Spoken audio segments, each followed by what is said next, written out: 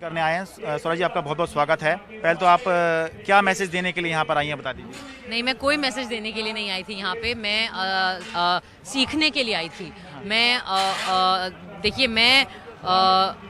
मैं सॉलिडारिटी में आई थी। मैं सीखने के लिए आई थी। मैं किसान परिवार से नहीं हूँ, मैं किसान नहीं हूँ, लेकिन मेरा किसानों से रिश्ता है, क्योंकि रोटी से रिश्ता है और हम सबका है और होना चाहिए। और इसलिए अगर हमारे देश में इतना बड़ा आंदोलन चल रहा है जहाँ पे इतने सारे किसान शामिल हैं, तो नागरिक होने के नाते हमारा फ़र्ज़ बनता है कि हम, और कुछ हो ना हो, हम कम से कम अपने आप को मतलब इन्फॉर्म्ड रखें, हम सीखें, हम समझने की कोशिश करें कि यहाँ मुद्दा है क्या जो हमारे देश में हो रहा है।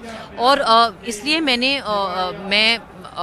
मैंने जो पढ़ा, ये पूरा डिबेट क्या है, डिस्कशन क्या है, और इसलिए आज मैं यहाँ पे कोई संदेश देने नहीं आई। मैं यहाँ सीखने आई हूँ, मैं यहाँ पे सॉलिडारिटी में खड़े होने आई हूँ, मैं यहाँ पे किसानों की बातें सुनने आई हूँ। मैंने आज यहाँ पे मैं एक कोने में बैठी हुई थी और मैंने भाषण सुने लोगों के, मैंने बातें सुनी है जो यहाँ पे हमारी माताएं हैं, जो एक्टिविस्ट हैं, महिला एक्टिविस्ट, जिन्होंने बहुत अच्छी अच्छी बातें रखी, जो किसान हैं यहाँ पे, उनसे बातें करी हैं। और मैं ये ज़रूर कहूँगी कि ये पूरी चीज़ देख के मुझे बहुत शर्म महसूस हो रही है। मुझे बहुत शर्म आ रही है कि हम एक ऐसा समाज है जहाँ सर्दी, इतनी कड़कती सर्दी में बुजुर्ग लोग जो 60-60, 70-70 साल के हैं, वो यहाँ सड़कों पे सो रहे हैं, कंबलों में, अपने ट्रैक्टरों में सो रहे हैं। I mean, I don't understand ये क्या क्राइसिस है ऐसा, ये क्यों हम इस मुकाम पे भी आए हैं कि क्या ये चीज़ पहले रिजॉल्व नहीं हो सकती थी? मतलब तो मुझे लगता है कि आई थिंक कि हम सबको ज़रूरत है कि हम सब थोड़ा चुप होके,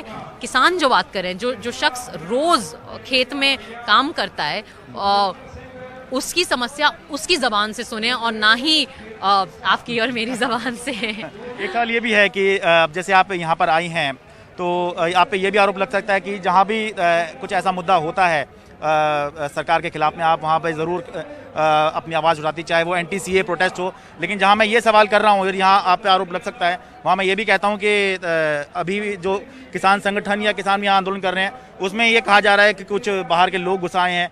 पहले खालिस्तानी वाला नैरेटिव चलाया गया, फिर चीनी, पाकिस्तानी, नक्सल, अर्बन नक्सल, तो ये सब चलाया जा रहा है। तो इसे किस तरह से देख रहे हैं कि आप पे भी सवाल उठ सकते हैं और यहाँ पे जो किसान संगठन है उन पर तो सवाल उठाया ही जा रहा है। मैं इस इल्ज़ाम को अपनी सराखों पे रखती हूँ। मैं इस इल्ज़ाम को गर्व के साथ पहनती हूँ कि हाँ, मैं एक इस देश की ऐसी नागरिक हूँ जो इस देश में क्या हो रहा है उसमें मेरा इंटरेस्ट है। मैं एक जागरूक नागरिक बनना चाहती हूँ। तो हर बार जब कोई सरकार, और वो किसी भी पार्टी की सरकार हो, हर बार जब इस देश की सरकार, जिसको हमने वोट दे के चुना है, जो हमारे टैक्सेस के पैसे पे काम करती है, हर बार जब इस देश की सरकार, चाहे वो किसी भी पार्टी की हो, कोई ऐसा कानून लाएगी जो कि हमारे देश के संवैधानिक प्रावधानों के खिलाफ है, जो हमारे देश के संवैधानिक आदर्शों के खिलाफ है, मूल्यों के खिलाफ है, हम खड़े होंगे उसके खिलाफ में। ये आप जिस चीज़ को इल्ज़ाम लगा रहे हैं या आप जिस चीज़ को एक सवाल बना के पूछ रहे हैं, हम उस चीज़ को एक्सेप्ट कर रहे हैं, थैंक यू बोल के एक्सेप्ट कर रहे हैं, हम गर्व के साथ एक्सेप्ट कर रहे हैं। दोबारा अगर एक नया कानून आए जिससे इस देश के जो नागरिक हैं उनमें फूट डालने की कोशिश की जाए, जैसे सीए का कानून था, या इस देश के नागरिक का अस्तित्व, उनकी नागरिकता छीनने की कोशिश की जाए जैसे सीए था, या एक ऐसा कानून जिससे जो किसान है वो आहत है, वो परेशान है, और नॉट जस्ट किसान परेशान है, लेकिन एक ऐसा कानून जो इस देश के संवैधानिक प्रावधानों को टैंपर करता है, के साथ छेड़खानी करता है, जो इस देश की न्याय व्यवस्था के साथ छेड़खानी करता है। और मैं फार्म प्रोड्यूस एक्ट जो है उसका सेक्शन 13 और 15 की बात कर रही हूँ, जिसका इतना डिस्कशन मीडिया में भी हुआ है कि जिसमें बेसिकली किसानों को कोर्ट जाने की अनुमति नहीं दी है, जो कि हमारे संविधान के आर्टिकल 32 के खिलाफ जाता है, राइट टू लीगल रेमेडी। ये हमारा बेसिक फंडामेंटल राइट है। तो हर बार जब एक ऐसा कानून आएगा, चाहे वो जो भी सरकार हो, जिस पार्टी की सरकार हो, हम जो जागरूक नागरिक हैं, हम उसके खिलाफ में खड़े होंगे। तो आप मेरी शक्ल पहचान लीजिए, अब मैं फिर दिखूंगी आपको। मैं यही कहना चाहूंगी। एक आखिरी सवाल, आप कोई एक्सपर्ट नहीं है, लेकिन एक नागरिक के तौर पर आप एक कलाकार हैं, आपकी अपनी फॉलोइंग है, आपकी क्या समझ है कि क्या सरकार को करना चाहिए? क्योंकि सरकार कह रही है ये फायदेमंद है, किसान कह रहे हैं फायदेमंद नहीं है, इसीलिए सड़कों पे बैठे हुए हैं ठंड में, कड़कड़ाती ठंड में। तो आपके हिसाब से क्या होना चाहिए, क्या करना चाहिए? देखिए, मैं जैसा कि मैंने कहा कि मैं यहाँ पे एक नागरिक के रूप में आई हूँ, मैं सॉलिडारिटी में आई हूँ, मैं समर्थन में आई हूँ। मैं कोई एडवाइस नहीं देना चाहती, मैं कोई संदेश नहीं देना चाहती, लेकिन एक तर्क की बात होती है कि किसान से ज़्यादा किसान का फ़ायदा कौन समझेगा।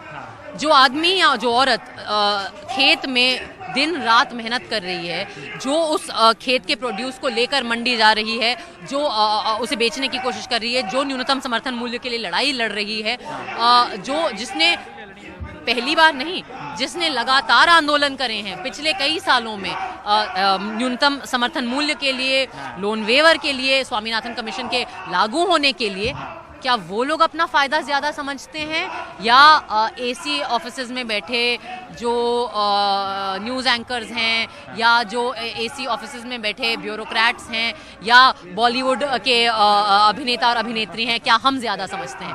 तर्क की बात है। मुझे लगता है कि मैं सिर्फ अपने जैसे लोग जो और नागरिक हैं, शहरी लोग जो शहर में पले बड़े हैं, पढ़े लिखे लोग हैं, मैं उनसे अपील करूँगी कि अपना दिमाग लगाइए और खुद थोड़ा एडुकेट करिए। आइए यहाँ पे किसानों से बात करिए, यहाँ आके भाषण सुनिए, टिकरी बॉर्डर पे जाइए और अपने आप को एडुकेट करिए और किसानों से बात करिए।